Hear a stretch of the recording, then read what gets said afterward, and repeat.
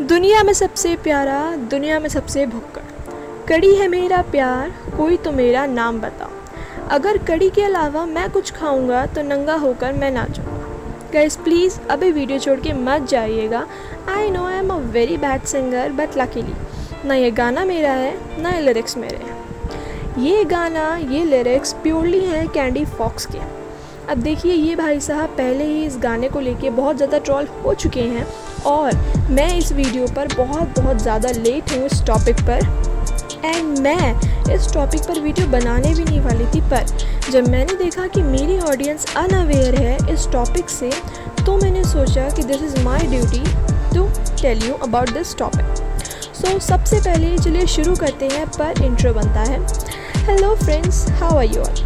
My name is Prachi Goyal, welcome back there. Guys ये सिलसिला शुरू हुआ था एक सॉन्ग के साथ, जो कि सिर्फ सॉन्ग नहीं था, डायरेक्टली वर्ल्ड वाइड इंडिया को इंसल्ट करते हुए बनाया गया था। आई मीन ऑनेस्टली जब मैंने ये गाना फर्स्ट टाइम सुना था, I was laughing badly on their stupidity honestly. कि लाइक आप खुद सोचिए, एक चैनल जिसके ऊपर मोर देन 1 मिलियन सब्सक्राइबर और गाना ऐसा बनाया जा रहा है जिसका ना सर ना पैर।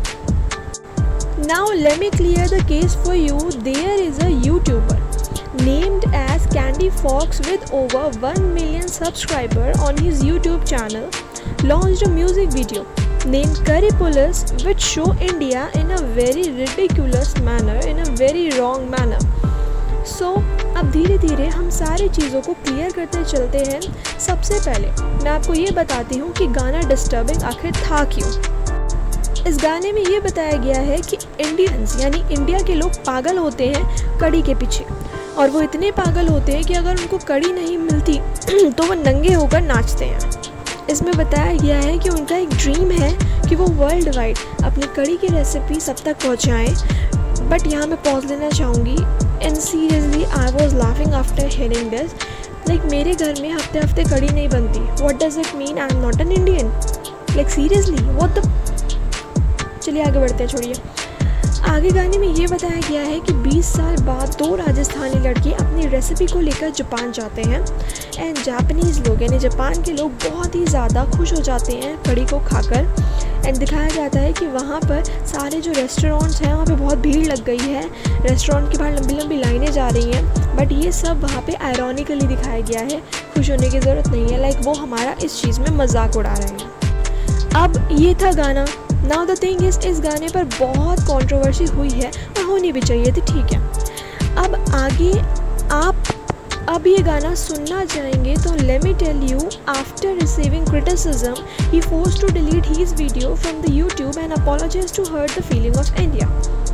After that there is so many videos who doing the same work, just criticise this song. उसके बाद रफ्तार भी सामने आए और उन्हें थैंक यू किया for removing the content. And इसमें एक फेमस यूट्यूबर भी इन्वॉल्व है जो जापान का है, 5-6 सेकंड का रोल किया था। The name of the YouTube channel is नमस्ते कोया। जब नमस्ते कोया ट्रोल हुआ तो उसने एक अपोलोजाइज वीडियो बनाई। फॉर द वेरी फर्स्ट मुझे भी लगा मे भी ज़रूरत होगी, ऐड कर लिया होगा, इट्स फाइन, उसकी पूरी गलती नहीं है। बट जब उसका यूट्यूब चैनल देखा गया तो ये पता लगा कि भाई साहब ये तो इंडिया के फ़ैन हैं। Now the thing is, as an individual, I feel very proud after hearing this. But इन्होंने अपनी अपोलोजी वीडियो में ये कहा है कि ये 5 सेकंड के रोल करने के लिए फॉरेन इंस्टेंस गए थे, इनको कंटेंट के बारे में नहीं पता था, he was unaware of about the content. But in his exposing video there is clear cut mention that he was going for practice for last 3 months. अब हम जो भी इन लोगों से गुस्सा है सिर्फ इनकी डबल ढोलकी की वजह से हैं, इनके बिहेवियर की वजह से। Now I was really very baffle after hearing this. Like for an instance you are sharing in your YouTube channel that you are a fan of Indians, you learn Hindi, you love our culture, and meanwhile you are sharing this kind of content. Now I want to share my opinion guys, what I think. जो इस गाने की star cast है वो purely Indian है, वो purely Indian थे। Like namaste कोया is just like he like Indian culture.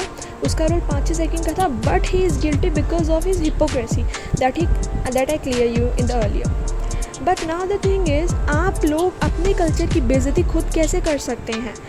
May be you need on that time, you need to earn something on that time, but that is the only way. Guys गाने की almost star cast Indian थी। I know गाने के lyrics यानी शब्द भले ही किसी और के हों, तो क्या आप उस गाने पर नंगे होकर नाचेंगे? ऐसा तो नहीं होना चाहिए ना। चाहे गाने के लिरिक्स किसी के भी हों, गाने के बोल किसी के भी हों, तो इज़न्ट लाइक का कठपुतली। मीनवाइल गाना किसी और भाषा में भी नहीं था कि उनको समझ ना आ रहा हो। ये कठपुतली की तरह नहीं हो गया कि गाना किसी और का और आप उस गाने पे नंगे होकर नाच रहे हो। गाइस हिपोक्रेसी की भी सीमा होती है, as our Modi ji said.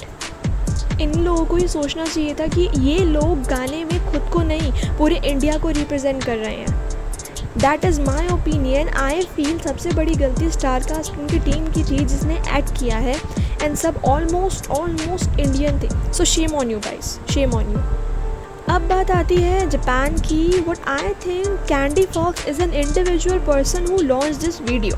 What I mean, ये थॉट प्रोसेस इंडिविजुअल का था, पूरी कम्युनिटी को हिट नहीं दे सकते हो।